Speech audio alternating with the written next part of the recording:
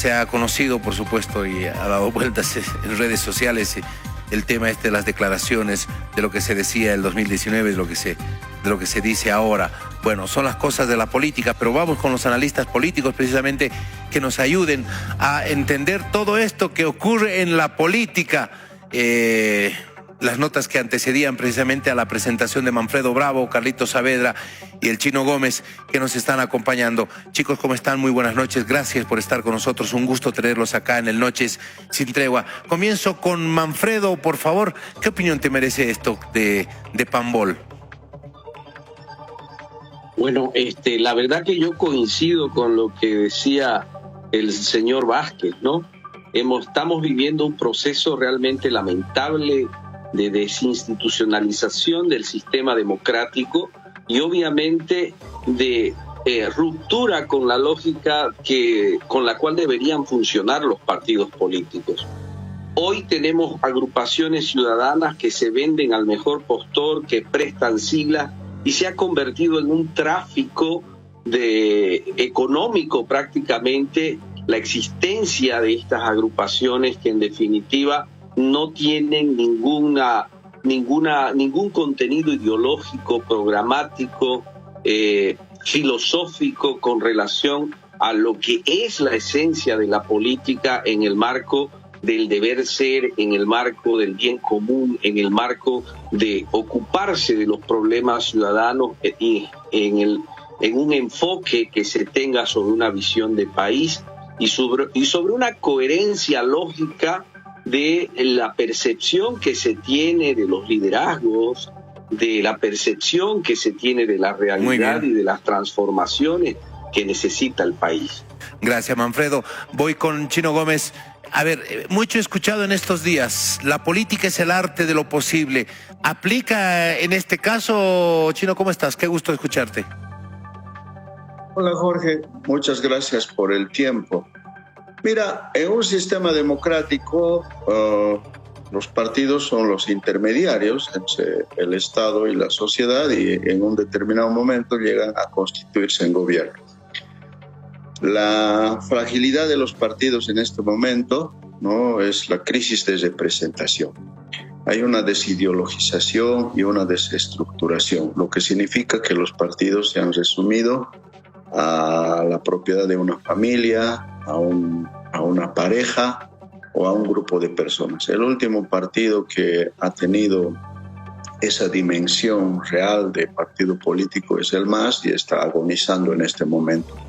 Esa crisis de representación se genera porque no hay democracia interna en los partidos, no tienen mecanismos de elección de sus candidatos, no tienen mecanismos de transparencia y de representación, y por esta razón es que hay grupos, se han oligarquizado estos partidos y por eso hay esta desestructuración y de esta desideologización, a tal punto que aquel partido que en algún momento había nacido con fundamentos filosóficos de izquierda, digamos, ahora ya no milita en esa tendencia, entonces hábilmente puede cambiar de un bando a otro. Y este problema de la crisis de representación es gravísimo para la democracia. ¿Por qué? Porque la democracia funciona con organizaciones políticas. Y aquí no solamente son responsables, Jorge, eso lo quiero tener muy puntual, no solamente son responsables los partidos, sino el Tribunal Supremo Electoral, porque hay un grupo de incapaces que no han cumplido su deber, no han hecho cumplir las reglas. Hay una institución que debe seguir, ¿no?, a los partidos, hacer un seguimiento, su funcionamiento, velar por sus mecanismos de representación, por la democracia interna, no solamente en etapa electoral, sino en todo momento. Y esos son los principales responsables de todo este caos que se está generando. Bueno, resumes muy bien todo lo que está ocurriendo. La crisis dentro de los partidos políticos.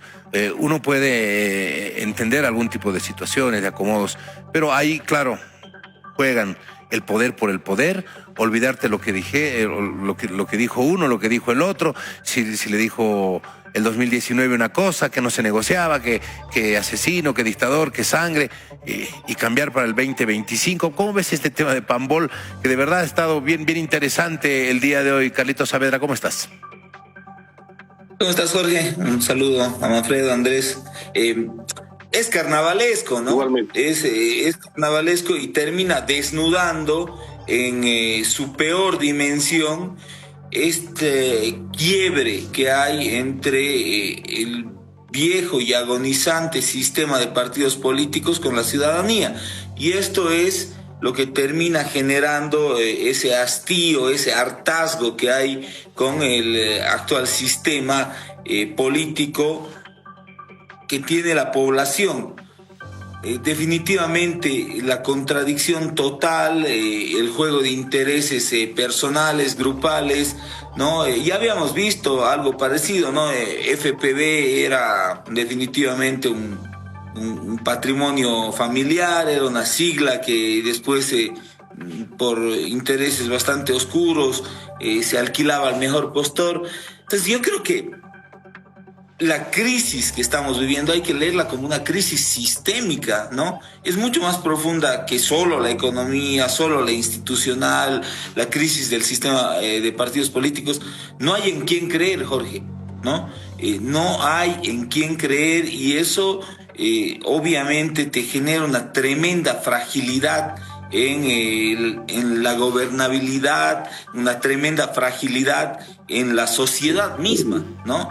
Yo creo que estás en un momento de absoluta decadencia, es toda la sintomatología de un fin de ciclo con instituciones podridas, con partidos podridos, ¿no? Donde todo huele mal y donde ya el cinismo, donde el absoluto pragmatismo se termina mostrando, ¿no?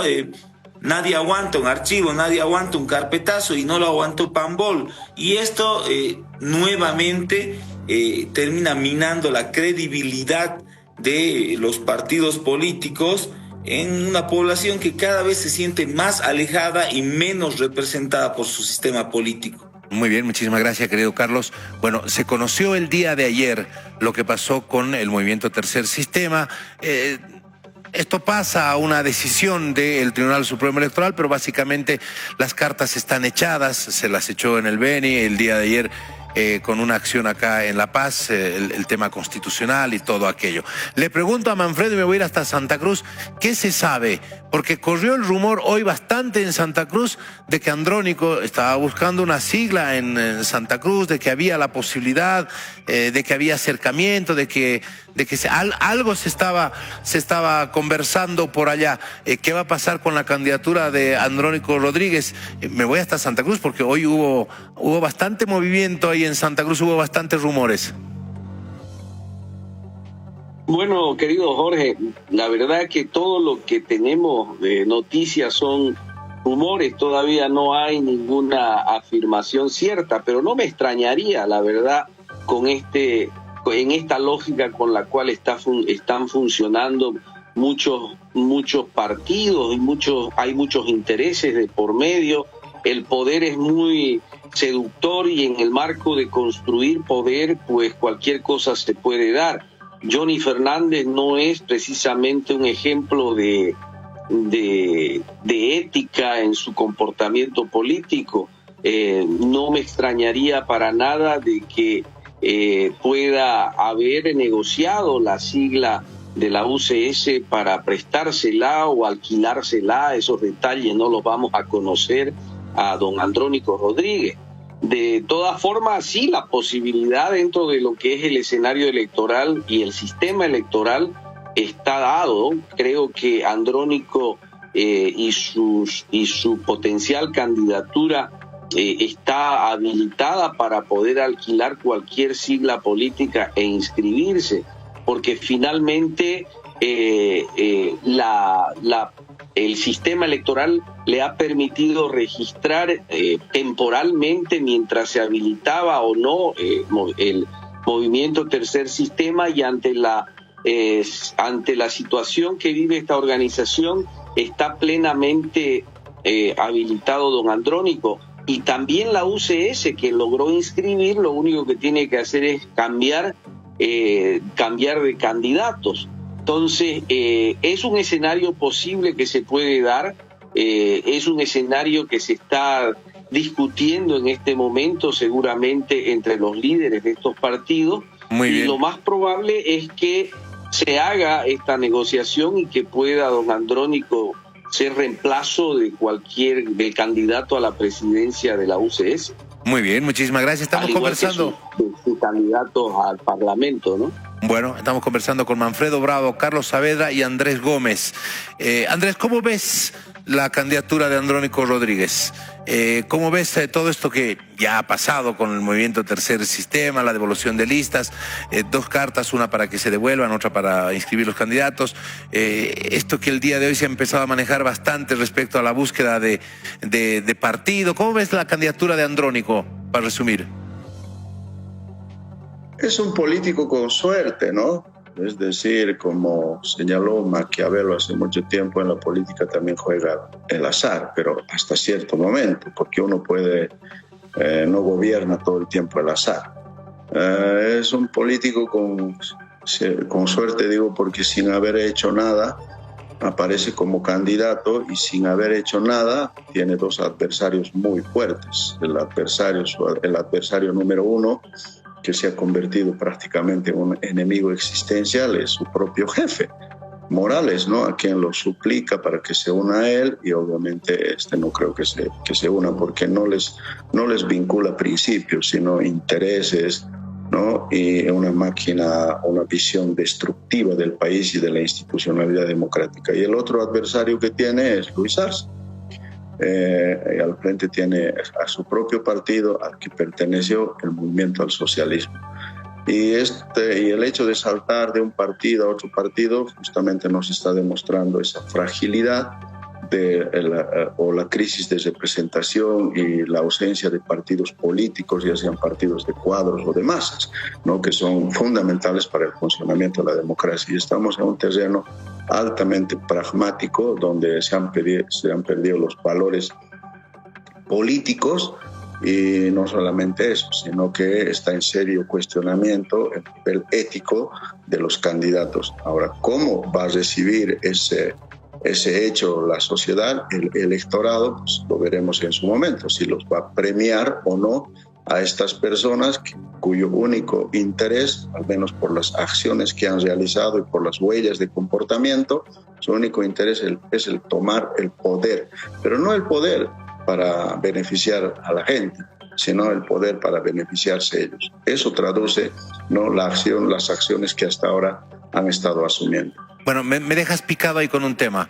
La gente va a ver esto, la gente va a evaluar esto, y tendrá la posibilidad de evaluar la gente esto el 17 de agosto. ¿Cómo ve Carlos Saavedra la candidatura de Andrónico Rodríguez? Bueno, Andrónico está buscando el coche, ¿no?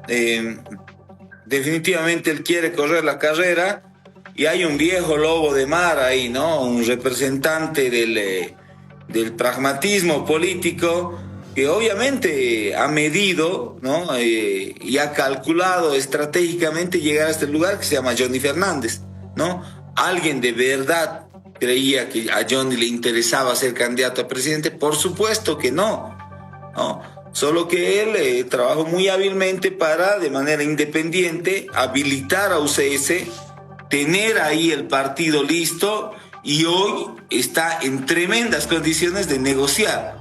Ahora, una cosa era para Andrónico ir como candidato del movimiento Tercer Sistema, que de alguna manera representa el campo popular, una izquierda mucho más vinculada a un líder indígena como Félix Pazzi, y otra cosa es ir con UCS, ¿no? UCS es parte de la partidocracia tradicional, viene desde hace más de 30 años, ha participado en la megacoalición, obviamente tiene una carga simbólica, ¿no? Más allá de que se pueda llamar como sea la alianza que representa, pero definitivamente no es lo mismo, ¿no?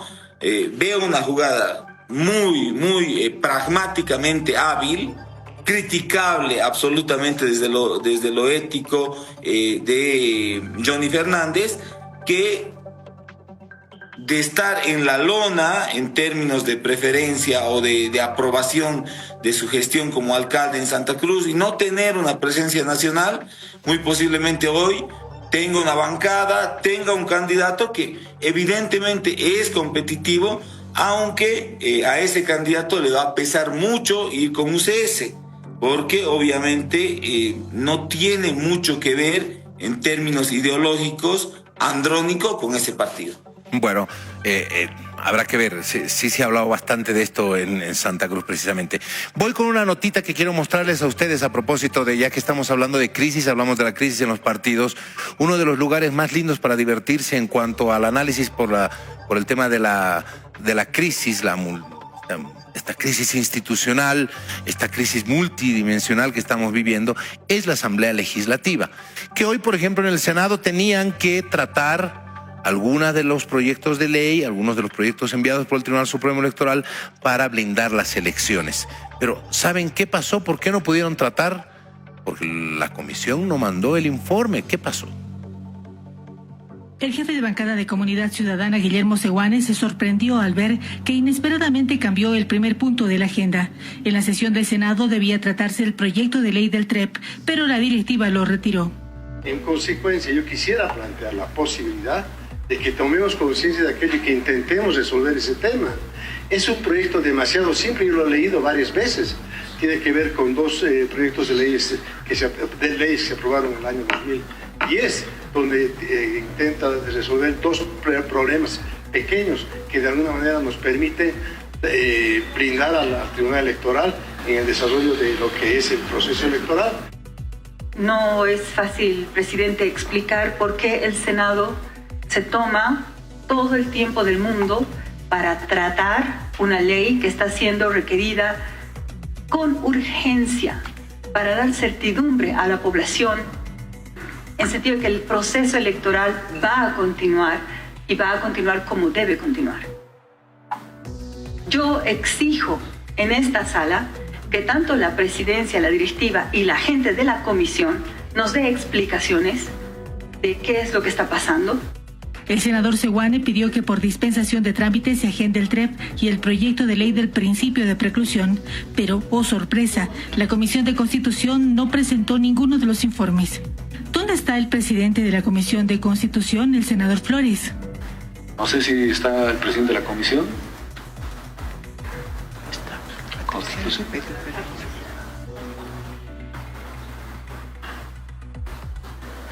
No está habilitado la senadora, ¿no? Hemos exigido como corresponde desde la directiva, por supuesto que sí, pero ya es una instancia más autónoma también la comisión que no ha derivado todavía el informe correspondiente y el proyecto de ley. Para algo que es de orden nacional es inexplicable que no haya la voluntad para poder presentar una salida o una respuesta. No puede ser que la palabra, con todo el respeto del senador Flores, sea la que predomine en este plenario. Lamentablemente hay comisiones que no están sesionando y eso absolutamente no perjudica solo al Senado, perjudica al país, al pueblo boliviano, de dar esa certeza, esa certidumbre. Yo creo que las comisiones tienen que ser responsables de poder trabajar y poder emitir un informe. En resumen, fue otra sesión en la que no se trató ninguna ley electoral. Algunos senadores se ajustan a los plazos que establece el procedimiento y mientras tanto pasarán las elecciones y las leyes seguirán esperando por voluntad política y celeridad. Recordemos que en el Senado no solo está pendiente el proyecto de ley del TREP, también debate obligatorio, paridad y preclusión.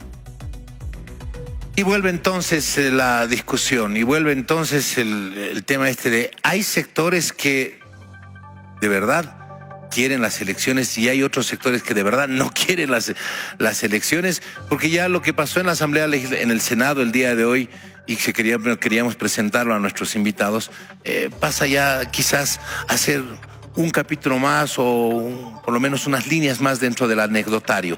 Pero yo dejo ahí la pregunta, ¿hay sectores que no quieren las elecciones? Andrés Gómez, comienzo contigo, voy a cambiar el orden de intervención. Sí, Jorge, sí. Y es ridículo que los vocales del Tribunal Supremo Electoral pidan una ley para blindar las elecciones. Es ridículo y lo voy a fundamentar. ¿Cuántos años tiene nuestra democracia? A la gente que nos está escuchando. ¿Cuándo han escuchado a los miembros de la Corte Nacional Electoral, cuando se llamaba así, que hayan pedido una ley para blindar las elecciones? La próxima vez que van a pedir Tawich y compañía, o Daniel Quispe, no sé cómo se llama ese señor, van a pedir la próxima vez una ley para que garanticen el funcionamiento de la Constitución. La ley de preclusión, la preclusión está en la norma, tienen que cumplir ellos. Lo que pasa es que estas personas están jugando un papel para bloquear las elecciones. Voy a dar otro dato más. Por ejemplo, en el caso de los partidos políticos, ¿quiénes tendrían que haber corregido si un partido cumplió o no sus estatutos en la elección de la directiva? Los vocales. Para eso tienen instancias que hacen seguimiento a los partidos políticos. ¿Por qué no han alertado en su momento? ¿Por qué no lo hicieron? ¿Cuál era la intención? Deberían haberlo hecho. Han permitido que los tribunales controlados por el gobierno se involucren en materia electoral. Jorge, en materia electoral, la máxima autoridad es el Tribunal Supremo Electoral. Deberían desde un principio haber señalado a los partidos las deficiencias que tienen. Otro tema más. En las elecciones del 2020, el Frente para la Victoria y PAMBOL no han obtenido el 3%. Por tanto, artículo 58, inciso B, Ley de Organizaciones Políticas, deberían perder su personería jurídica. ¿Por qué no les han retirado? ¿Por qué no lo hicieron en su momento? Y cuando les dejaron participar en las elecciones subnacionales y les dejaron, porque dijeron, son nuestros clientes, hay que ampliar la mayoría, o lo bueno es extinguir lo malo. Y cuando Morales estaba a punto de participar en uno de esos partidos, le quitaron la personería jurídica. Es decir, hicieron lo que no habían hecho en cumplimiento de la ley inmediatamente después de las elecciones del 2020.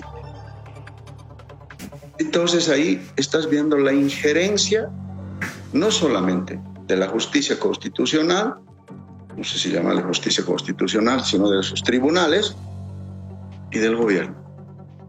Los vocales con estas acciones obedecen al gobierno, no obedecen la ley, porque si obedecieran la ley, hubieran rechazado todas esas acciones, porque la última palabra la tiene el Tribunal Supremo Electoral. Y además están pidiendo algo ridículo. Preclusión, blindar, pero si la preclusión está garantizada, para eso hay una ley. Después si aprobasen, por ejemplo, esta ley, es probable que pidan otra ley más para reblindar las elecciones. No, Jorge, yo creo que hay que ser más críticos con esas personas que están en el Tribunal Supremo Electoral, que en mi criterio no tienen la altura para estar ahí. No tienen toditos, empezando por el presidente o por el vicepresidente. Es más, ni siquiera presidente tienen, ¿no? Es decir, no tienen la voluntad de organizar las elecciones. No han podido nombrar a un presidente, porque ninguno de ellos quiere asumir la responsabilidad. Y cuando uno quiere asumir, no lo apoya. Muy bien. Esas son acciones radicales, son acciones, yo creo, dolosas, que tienen una intencionalidad. Muy bien, muchísimas gracias. Voy con Carlos Saavedra. A propósito de este tema de quienes quieren y quienes no quieren elecciones. Carlos, adelante, por favor. Primero, de la Asamblea Legislativa Plurinacional no se puede esperar nada, ¿no? En esa asamblea hemos visto tiktokers, hemos visto boxeadores, hemos visto cantantes, pero no hemos visto políticos que estén a la altura, que den la talla, ¿no? Que sean capaces de mínimamente construir un marco legislativo. Entonces, de esa asamblea, que yo le llamo el agujero negro de la institucionalidad y de la democracia, no se puede esperar nada. Tiene un presidente nato que ha sido un fantasma, que no ha existido en 5 años, ¿no? Realmente ha sido pésima la conducción. tiene un presidente del Senado que está más interesado en ver su candidatura en este momento. Entonces, de esa asamblea no hay que esperar absolutamente nada, ¿no? Ellos no van a cumplir ningún tipo de labor y obviamente han generado un boquete de credibilidad en la institución, ¿no? Por más de que tengan sus líneas políticas, de que tengan, que es la esencia de la democracia, ellos estaban obligados a construir consensos mínimos para generar algunas leyes, ¿no? En muchos de los casos no necesarias, ¿no? Porque se sobreentiende que el Tribunal Supremo Electoral es quien tiene el poder en esta etapa electoral, pero bueno, pedirle algo a esas... Y además con el antecedente, ¿no?, de que había habido un encuentro multipartidario donde se comprometieron a generar leyes y al final terminaron olvidando sus compromisos y no generaron nada. La asamblea es un agujero negro y obviamente hay gente que no quiere que haya elección, ¿no? Eso queda absolutamente claro, ¿no? Hay gente que quiere dinamitar el proceso electoral, hay gente que quisiera convulsionar la calle para que no haya proceso electoral, para poder habilitarse a la fuerza, y obviamente estamos bajo esa permanente amenaza. Lo que sí te diría, Jorge, es que yo creo que hoy el suspender el proceso electoral sería terrible, ¿no? Si hay una pequeña luz de salida al final del túnel para la gente, una pequeña válvula, se llama elección. Si no hay elección, sí va a haber una hecatombe social. Entonces creo que hay que ser muy cuidadosos con lo que pasa en los distintos escenarios que tienen que generar, por lo menos tener la decencia de generar la certidumbre de que vamos a poder ir a votar y por lo menos vamos a renovar la legitimidad en un nuevo poder ejecutivo, en un nuevo poder legislativo, para salir de esta situación que ya es agobiante para la gente. Muy bien, muchísimas gracias a Carlos Saavedra. Voy con Manfredo Bravo, estamos cerrando ya la participación con esta idea sobre las elecciones. Manfredo, por favor, adelante, te escuchamos. Primero que nada, Jorge, hay gente que no le interesa que hayan elecciones, empezando por el presidente Lucho Arce, porque es un modelo autoritario, un modelo altamente corrupto y un modelo, y hay mucho riesgo en perder el poder dada la situación y dado el escenario electoral que está viviendo. Segundo, utilizando el poder ejecutivo, controlando el órgano legislativo, creo que se ha convertido en una espada de Damocles contra el sistema democrático y sobre todo contra el sistema electoral, que obviamente está muy bien regulado en la Constitución y en las leyes que regulan el procedimiento electoral. La independencia de poderes en la Constitución es clara, ¿no es cierto? Y en las normas que rigen el proceso electoral también está muy claro el principio de preclusión, el principio de habilitación, el principio de regulación del sistema, situación que no debería tener ninguna injerencia el órgano judicial. Lamentablemente, en este gobierno del terror, porque vivimos en un sistema donde gobierna el terror y se amenaza la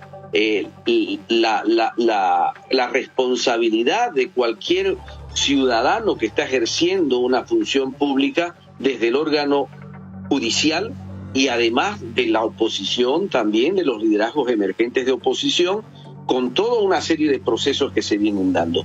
Hoy el órgano judicial se ha convertido en el instrumento de amenaza permanente del órgano ejecutivo que pretende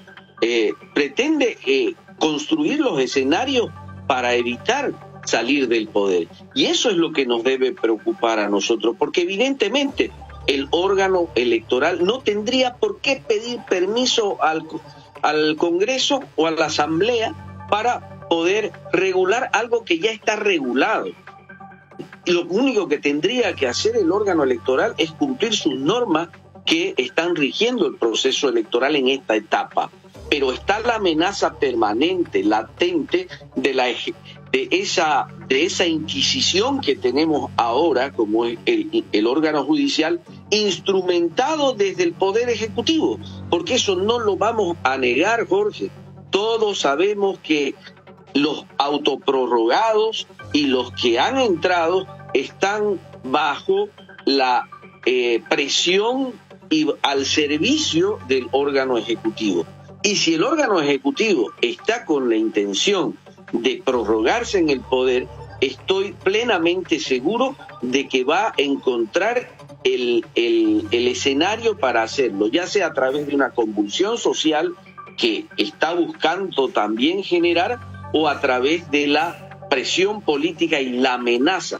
Yo creo que cualquier ciudadano se sentiría con miedo de tomar decisiones ejerciendo un rol ante la amenaza de ir preso. Y eso es lo que está sucediendo. El Tribunal Electoral, el órgano electoral, está con esta espada de Damocles encima de la cabeza, lo que no le permite administrar con la absoluta transparencia y con la absoluta libertad que debería tener para administrar el proceso electoral. Muy bien.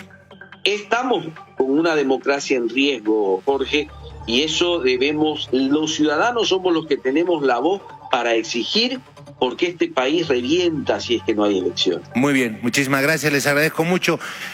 Andrés Gómez, Chino Gómez, te agradezco mucho por estar con nosotros, siempre un gusto tenerte acá en el programa. Le agradezco mucho a Carlitos Saavedra por estar con nosotros, por supuesto, y a Manfredo Bravo. Hemos perdido la conexión con Manfredo, estábamos en los últimos segundos de la conexión. A Andrés Gómez, a Carlos Saavedra y a Manfredo Bravo les agradecemos mucho por su análisis. Hemos hablado bastante sobre todo esto que vivimos rumbo al 17 de agosto. Pausa, ya volvemos.